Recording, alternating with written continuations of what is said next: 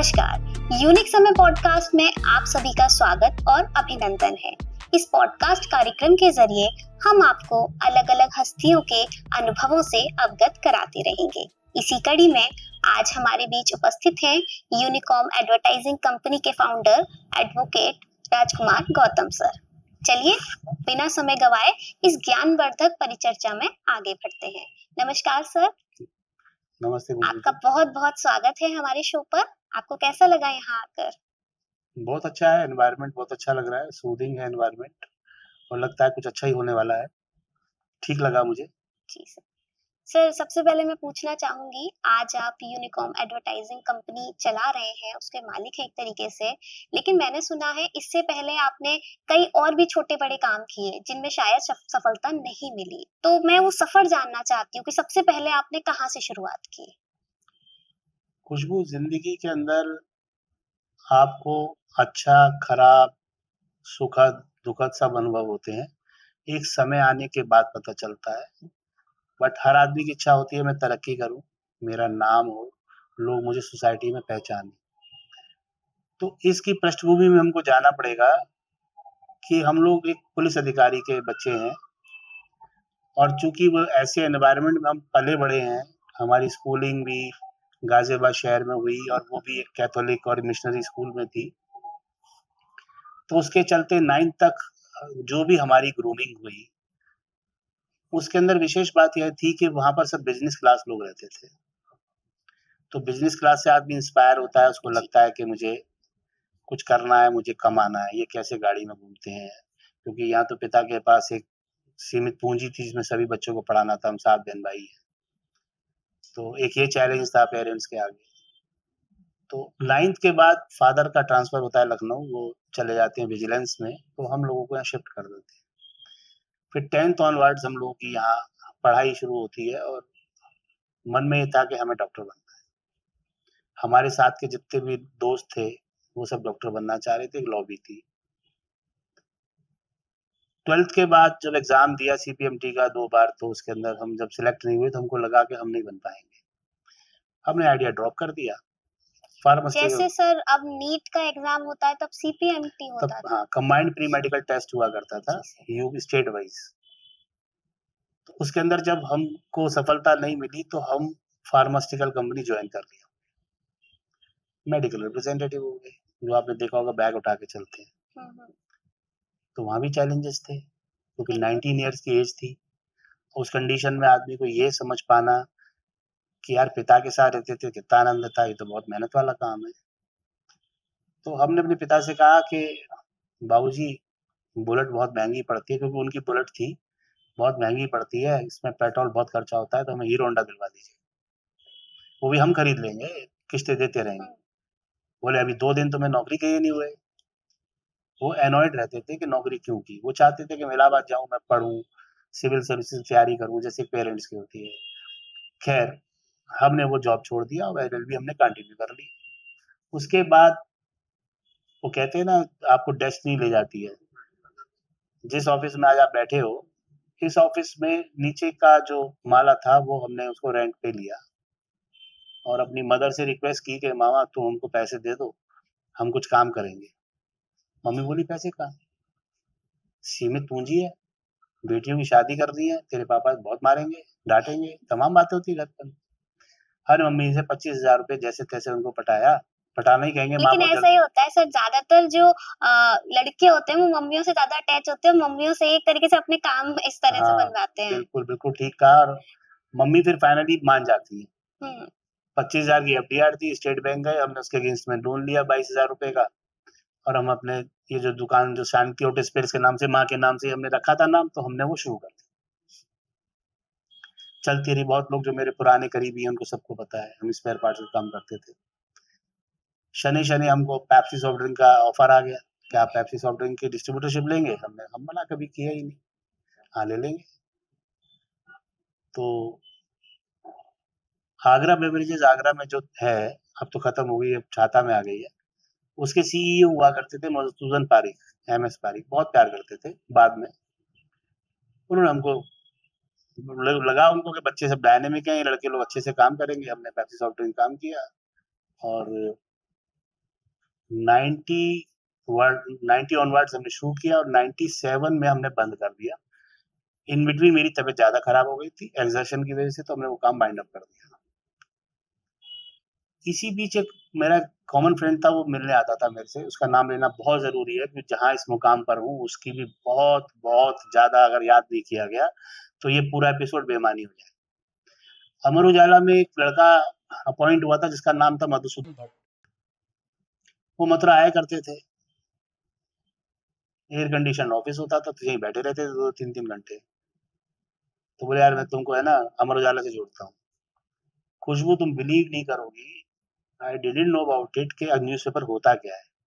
हमको लगता था गवर्नमेंट छापती है सच में गवर्नमेंट छापती है और हम लोग पढ़ते हैं, बस इतनी सी जानकारी थी। इससे पहले हमने कभी सोचा ही नहीं। एनीवेज, तो हम उनके साथ चले गए, हमें लखनऊ जाना था, तो उन्होंने हमारा रजिस्ट्रेशन करा दिया 5,000 रुपए दे के, हम आ गए।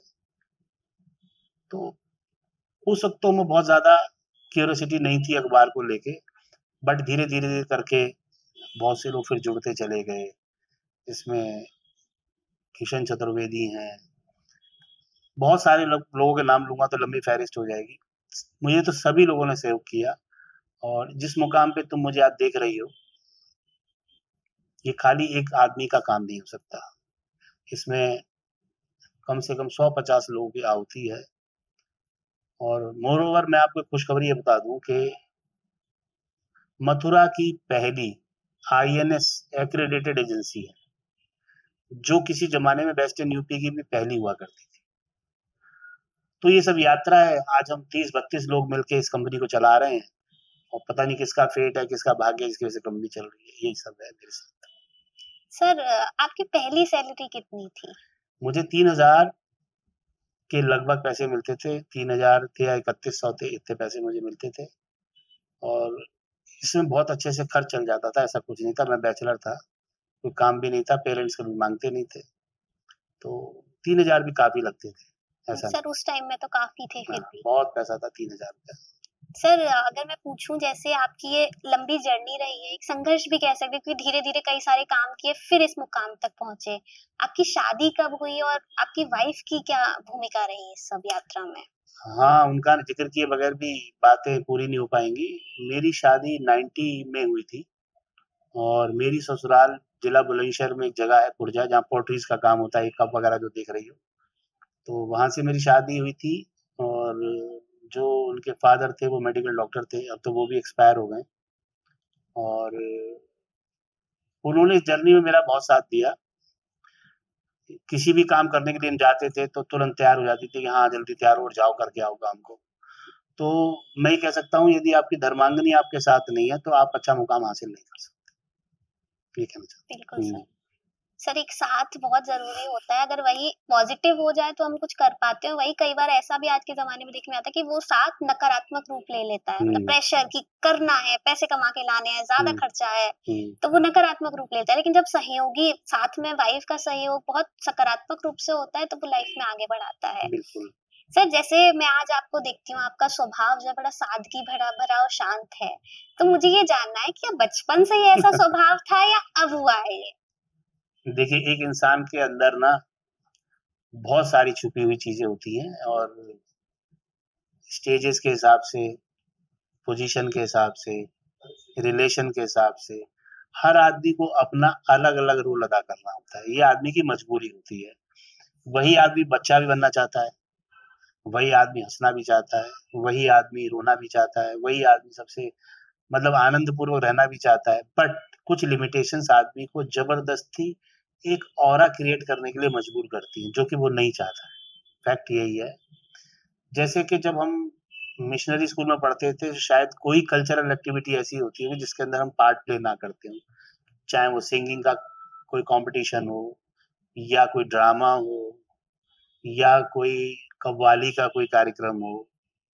मैं आपको बहुत सच्चाई के साथ बता रहा हूँ कि जब हम 4th या 5th में थे, तो कल्चरल एक्टिविटी जब हो रही थी, तो बैक टू बैक मुझे 4 कार्यक्रमों के अंदर पार्ट प्ले करना था। लाइक कव्वाली में भी मैं मेन था और अकबर बादशाह बनाया गया मुझे एक ड्रामा में, प्लस मेरा एक सॉन्ग था, तो ये जब सब चीज़ें चल रही थी, तो मुझे अच्छे से याद है कि कॉस्ट्यूम भी मैंने 3 या 4 पहन रखे थे, क्योंकि तुरंत उतारना था। बट टीचर्स की सहयोग से बखूबी निभाया और अच्छे से किया। तो मैं बताना चाहता हूँ कि आदमी वो सब कुछ जीना चाहता है, जो एक आम आदमी जीता है, बट लिमिटेशंस होती हैं। सर कभी टीचर्स के साथ शरारत की है आपने? ऐसा होता है मतलब मैंने हाँ, लड़कियों को तो नहीं देखा लेकिन लड़कों को देखा है अक्सर शरारत करते हुए टीचर्स के साथ। शरारत को आप ऐसे कह सकते हो जैसे म्यूज़िक का कोई कॉम्पिटिशन होता था, या मैं दूसरे तरीके से बात करूँ, एग्ज़ाम आया म्यूज़िक का। छोटी क्लासेस के अंदर क्या होता है, सारे सब्जेक्ट होते हैं। तो मैडम कभी वो वाला सॉन्ग नहीं सुनती थी जो प्रेयर में बोला जाता था, गाया जाता था। वो कहती थी, "यार राजकुमार एक काम करो, मुकेश का गाना सुनाओ।" तो टीचर भी चुटकियाँ लेती थी। क्योंकि हम छोटे होते थे तो डर लगता था। एक फ़ोबिया होता है ना टीचर के साथ में। तो इसको तुम कह सकती हो चुलबुलापन था, तो हर एक बच्चे के अंदर होता है। हाँ, सर आप आप भाई-बहन जो हैं उसमें आप कौन-से नंबर के हैं? आप सबसे बड़े हैं या बीच? नहीं मैं 3rd नंबर पे हूँ, मेरी 2 सिस्टर मुझसे बड़ी हैं, बाकी के मेरे 4 छोटे बहन-भाई छोटे हैं, सब वेल सेटल्ड हैं। छोटे भाई मेरे साथ ही हैं, हम लोग साथ-साथ काम करते हैं। सर वैसे नॉर्मली ऐसा देखने में आता है परिवारों में या तो सबसे बड़े बच्चे को सबसे ज़्यादा प्यार मिलता है हुँ। या फिर सबसे छोटे को। मतलब ऐसा ज़्यादातर लोग मानते हैं कि बीच वालों को वो प्यार नहीं मिलता। आपके साथ ऐसा हुआ है? नहीं एक्चुअली क्या होता है कि जिस घरों के अंदर में बड़ा बेटा होता है तो उसकी ज़्यादा देख-रेख में ज़्यादा लोग समय बिताते हैं। 2 बेटियों के बाद हो जाए तो लगता है बेटा हो गया। ये आज भी ये कस्टम कह लो या ये कुछ भी कह सकती हो, ऐसा कुछ रहा साथ में। छोटा-सा इंसिडेंट है, मेरी दादी दूध के अंदर वो पता नहीं क्या-क्या ड्राई फ्रूट मिला के दिया करती थी। तो मेरी सिस्टर चिढ़ाती थी मुझे, कहती थी, "तुम ही मोटे हो जाओ, तुम ही मजबूत हो जाओ।" तो ऐसा चलता था। तो होता है, प्रायोरिटी मिलती है। तो हमें भी मिली, जो छोटे भाई को शायद ना मिली हो। हाँ, हो हुँ, सकता है। हुँ, ऐसा होता है क्योंकि ज़्यादातर परिवारों में ऐसा देखने में हुँ, आता है। बिल्कुल।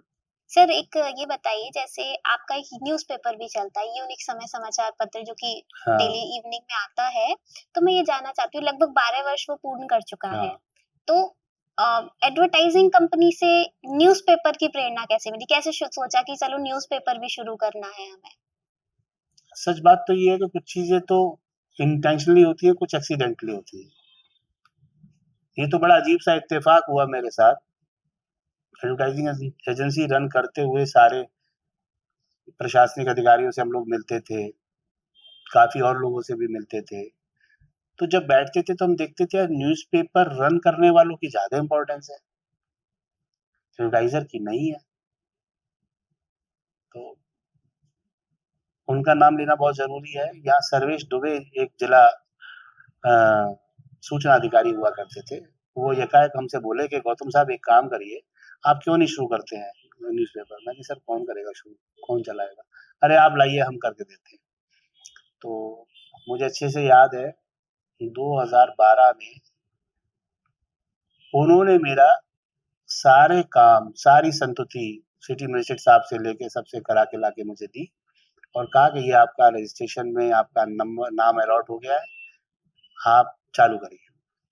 तो ऐसे ही शुरू हो गया और लोग भी मिलते चले गए।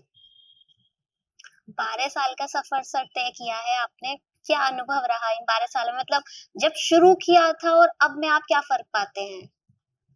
देखिए यदि प्रिंटिंग क्वालिटी, न्यूज़ क्वालिटी की बात करें तो उसमें तो ईश्वर की कृपा है कि आज ये स्वाभिमान की बात हो सकती है, घमंड के साथ नहीं कह रहा हूँ, कि लोग अगर बाकी के सब अखबारों को पढ़ते हैं तो एक बार सोचते हैं यूनिक से में भी कोई अखबार है।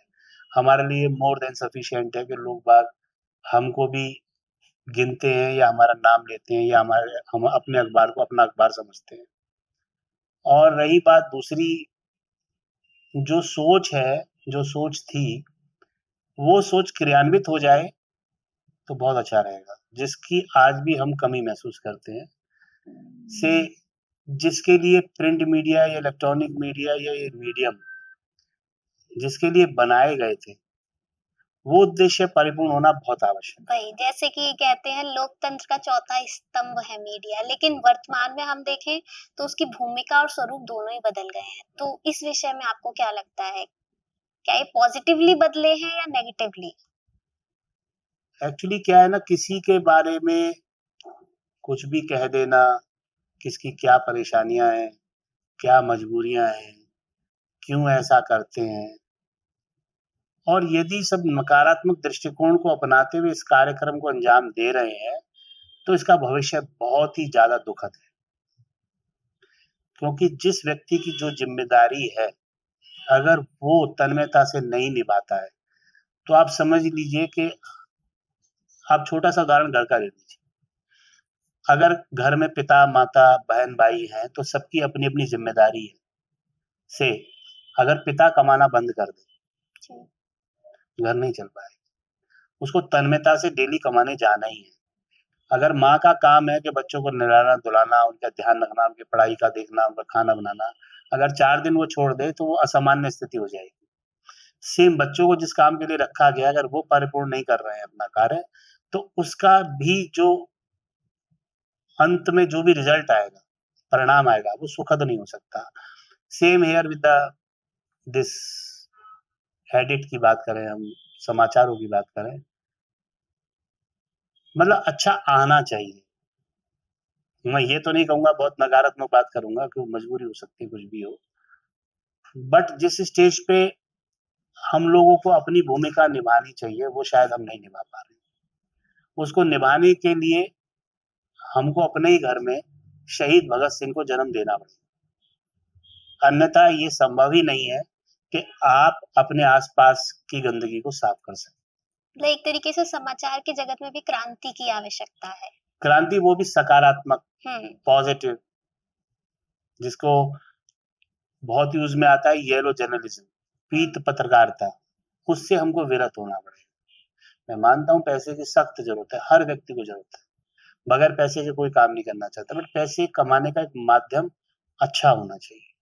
ये मैं कहना एक चाहता तरीके से जैसे गांधी जी का वो सिद्धांत है ना कि साध्य के साथ में साधन भी पवित्र हूँ। होना चाहिए, लगभग आप वैसी बात करना चाह रहे हैं। बच्चों में भी वो चीज़ें परिलक्षित होती हैं। कहते हैं ना, जैसा खाओगे अन्न वैसा बनेगा मन, या जैसा वही मन और मन की बात है, वैसी संतति होती है। ये सत्य बात है। हमारे पिता कहा करते थे, अगर हमने कुछ गलत कमाया होता, तो किसी के बच्चे का कुछ हो गया, किसी को कोई परेशानी हो गई, किसी का घर, ये सब वही ऐसा सॉर्ट ऑफ है। होता है सर, बहुत से लोगों के साथ होता है कि मतलब वो गलत ढंग से पैसा कमा रहे हैं और मतलब पैसे के रूप से वो बहुत संपन्न है, लेकिन शारीरिक रूप से हम देखें या मानसिक रूप से वो बहुत प्रताड़ित हैं। लेकिन लोग समझ नहीं पाते इस चीज़ को कि इसका कारण क्या है। बिल्कुल ठीक बात है। तो इसीलिए इस जर्नलिज़्म के केस में भी अगर हम देखें, तो जो इसका उद्देश्य है ना, उससे हमें बहुत ज़्यादा भटकना नहीं चाहिए। उद्देश्य के आस-पास रहना चाहिए। हुँ। एक तरीके से मतलब लोगों को जागरूक करना, मतलब जागरूकता जो है वो वास्तविकता हो, बनावटी ना हो। तरीके हाँ, से। वही मैं कहना चाहता हूँ कि आज से जब 30 वर्ष वर्ष पहले 94 की बात बताऊँ, तो मैंने अच्छे-अच्छे लोगों को मैंने चढ़ते हुए देखा है। आज हम खुद उनके दरबार में पहुँचते हैं और वो उतनी वेटेज नहीं देते। ऐसा मुझे फ़ील होता है। हो सकता है मैं गलत भी हो सकता हूँ, ये है। सर वही है, अगर आप सही रास्ते पर चलते हैं तो हो सकता है कि उन्नति के मामले में आप थोड़ा-सा पीछे रह जाएँ, लेकिन एक जो छवि होती है, वो सबसे ज़रूरी है कि एक व्यक्ति की छवि है कि देखते ही लोग बोले हाँ भाई, वो व्यक्ति था, उसने अच्छा काम हुँ, किया। छवि भी बहुत ज़रूरी है। छवि बहुत आवश्यक, बिल्कुल सहमत हूँ मैं आपकी बात से। सर जैसे आप एडवर्टाइज़िंग का काम भी करते हैं और न्यूज़पेपर का काम भी करते हैं, तो दोनों में मतलब अंतर कितना है? क्या ज़्यादा एन्जॉय करते हैं आप? देखो, अगर मैं दोनों चीज़ों को जोड़ूँ, तो विज्ञापन जिसको एडवर्टाइज़िंग की बात करते हो, वो भी पैशनेट काम है, पैशन से होता है ना? विज्ञापन एजेंसी तमाम चलती हैं और हम भी बहुत एजेंसीज़ के बहुत पीछे हैं, अगर बहुतों से आगे भी हैं, तो बहुतों से बहुत पीछे हैं। क्योंकि इसके अंदर भी आपकी क्रिएटिविटी, आपके रचनात्मक गुण हुँ, एडवर्टाइज़िंग एजेंसी में काम करते हैं, है ना? आपको खुद भी क्रिएटिव रहना पड़ता है। और जहाँ तक समाचार पत्रों का सवाल है, या अपने अखबार की बात करूँ यूनिक समय की, तो उसके अंदर एक प्रतिस्पर्धा अंदर से आती है कि यार, हम सबसे पहले छक्का मारें। आप समझ रहे हैं ना? तो वो अंदर से कहीं न कहीं सुबह अगर कहीं हम पीछे रह जाते हैं तो दुःख से शुरू होता है, कष्ट से शुरू होता है, यार ये खबर कैसे छूट गई? तो वहाँ आपको खबरनवीस बनना पड़ता है। तो दोनों का टेस्ट भी अलग-अलग है, बट ये वो ऐसे रेल की पटरियाँ हैं, चलती साथ-साथ हैं, मगर दोनों मिलती नहीं है कभी। वो अर्थ से जुड़ी हुई अर्थ नहीं है उसके अंदर, ये बेसिक समझना होगा। सर जैसे जब एडवर्टाइजिंग का काम आप लोगों ने शुरू किया होगा उस टाइम इतनी टेक्नोलॉजी वगैरह नहीं थी। आज के टाइम में कंप्यूटर से सब कुछ हो सकता है, एआई से बहुत सुविधा मिलती है। उस समय जो विज्ञापन वगैरह बनते थे, उनकी क्या प्रक्रिया रहती थी? कैसे बनते थे वो? खुशबू बहुत अच्छा सवाल है। मैं आपको बताऊँ ये 95-96 की 28 year back CD Dawn motorcycle और कोई साधन नहीं। क्लाइंट के पास जा रहे हैं, बैठ रहे हैं, उसने कागज़ पे लिख के दे दिया ये छपना है। फिर ढूँढते थे डिज़ाइनर कहाँ मिलेगा, डिज़ाइनर को पैसे देते थे। तब सस्ते ज़माने थे, ₹250-300 के अंदर डिज़ाइन बन जाया करती थी। कभी कृष्णागर बनवाना है, कभी होली गेट बनवाना है, कभी घिया मंडी में जाके बनवाना है। उसे बनता था, फिर क्लाइंट को ओके कराने जाना होता था। वो जो तुम संचार माध्यमों की बात कर रहे हो वो नहीं थे। मुझे अच्छे से याद है यहाँ ब्रिज होंडा का शोरूम खुला, तब बड़े-बड़े संस्थानों के अंदर सीडी ड्राइव नहीं हुआ करती थी, सीडी राइटर नहीं होते थे। तो उस समय भी आगरा सीडी जो है कोरियर से जाया करती थी, यू नो कोरियर से जाती थी। और एडवर्टाइज़मेंट भी की बुकिंग आगरा वालों को छोड़ के बाकी में 2-2 दिन पहले की जाती थी। तो और आज टेक्नोलॉजी का ये है कि आज आप ऐड दीजिए, आज आपको मद्रास में छप जाएगा। आज के आज मतलब आप चेक भी व्हाट्सएप के थ्रू करा सकते हैं, मेल के थ्रू करा सकते मेल के हैं। थ्रू करा सकते हैं और दूसरी चीज़ क्या है चूँकि हम आईएनएस एक्रेडिटेड एजेंसी हैं, तो हम लोग क्रेडिट्स भी होती हैं। अगर हम अपना एक कागज़ लिख के भेजते हैं, जिसको हम रिलीज़ ऑर्डर बोलते हैं, तो अखबार एंटरटेन करता है, चाहे वो 50 लाख का हो, चाहे 1 करोड़ का हो, चाहे 2 करोड़ का हो, मना नहीं करेगा छापने के लिए, कोई भी अखबार। हम्म, तो परिवर्तन तो आया ही है और नो डाउट संचार माध्यम भी बहुत अच्छे से बनते हैं इस वक़्त तो। परिवर्तन तो सर बहुत आया है। जैसे अगर हम आज देखें तो बच्चे हों या हुँ, युवा हो, सबके मनोरंजन का साधन एकमात्र एक ही रह गया है, मोबाइल फोन। हुँ। तो मैं पूछना चाहती हूँ आज आज से लगभग 20-30 साल पहले आपके बचपन में या आप जब जवान थे, तब मनोरंजन के क्या साधन होते थे? देखो गाज़ियाबाद का कोई सिनेमा हॉल जिसमें मैंने पिक्चर ना देखी हो, ये साधन होता था। कभी-कभी कोई सिनेमा जैसे अमिताभ की मूवीज़ आया करती थी उस वक़्त, तो एक बार हम मूवी देखने के लिए 12:30 बजे पहुँचे, उसने कहा भई तो पिक्चर 11 बजे शुरू हो गई। तो हमने कोई बात नहीं, 12:30 से पहले बाकी देख लेते हैं, फिर बाद में देख लेंगे। तो इतना ज़्यादा शौक था तो पिताजी को पता चला कि पहले तो एक ही बार पिक्चर देखते थे, 2-2 पिक्चर देख कर आते हैं, बहुत मार भी पड़ती थी। तो एक तो यही शौक होता था और अच्छी-सी बात बताऊँ तुमको, तब शौक बहुत अच्छे होते थे। लाइक मिट्टी में खेलना, एक आम बात होती थी। कंचे भी कंचे खेलते खेलना थे। बिल्कुल वहीं आ रहा था, हम्म, पतंग उड़ाना। पतंग तो अब एक तरीके से शहर के बाहर तो बिल्कुल गायब हो गई है। हाँ, ये सब मोबाइल की देन है। पहले क्योंकि मोबाइल नहीं थे, बच्चे बिज़ी नहीं थे, बच्चे इसी में बिज़ी थे। बस ये होता था कि शाम तक घर आ जाने चाहिए टाइम से। साइकिलिंग होती थी, 20 पैसे घंटे में साइकिल मिल जाया करती थी। हाँ, साइकिलिंग करते थे खूब मस्ती से। तो अब जो चीज़ें हैं ना, अब फिज़िकल एक्सरसाइज़ बंद होने की वजह से बच्चों को भी समस्याएँ आ रही हैं। शायद वो गलत है, पेरेंट्स को आगे ले जाना चाहिए, घुमाना चाहिए बच्चों को, खेलने-कूदने के लिए प्रेरित करना चाहिए, जो नहीं कर रहे हैं। चीज़ें बदलती जा रही हैं। अब जैसे हमारे अगर आपका बचपन तो बहुत पुराना हो गया, मैं अपने बचपन की भी बात करूँ, तो दशहरा होता था, मथुरा में दशहरे पे पतंग उड़ती है, तो 2-3 दिन पक्की वैसे तो 15 दिन पहले और 15 दिन बाद तक पतंग उड़ती थी, लेकिन 2-3 दिन तो पक्की एक्साइटमेंट रहती थी, धूप है, बारिश है, कोई चिंता नहीं, पतंग उड़ानी है बिल्कुल, हमें तो। बिल्कुल, हाँ। लेकिन अब मैं देखती हूँ कि दशहरे के दिन आसमान एकदम खाली पड़ा है।